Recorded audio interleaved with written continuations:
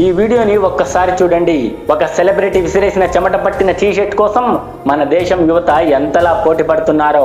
అభిమానం ఉండొచ్చు, కానీ అది పిచ్చిగా మారకూడదు. ఒకడు పారేసిన చొక్కా కోసం ప్రాణాలు పణంగా పెడుతున్నారే.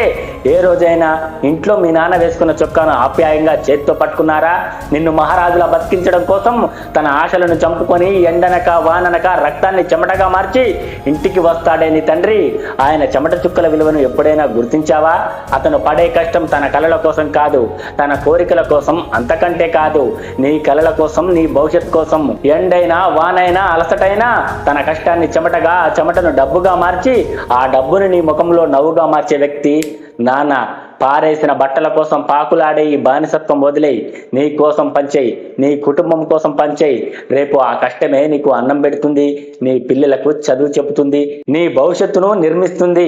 నా మాటల్లో నిజం ఉందనిపిస్తే నాన్న కష్టానికి విలువనిచ్చే ప్రతి ఒక్కరూ మీ మనసులోని మాటను కామెంట్ చేయండి.